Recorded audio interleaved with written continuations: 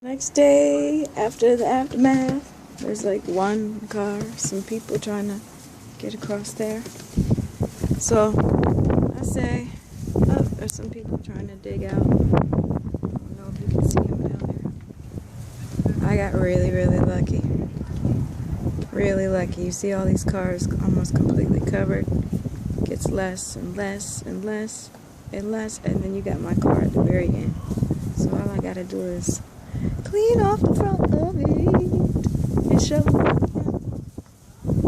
He's almost completely cleaned. I wonder when they're gonna come do our road. That would be nice.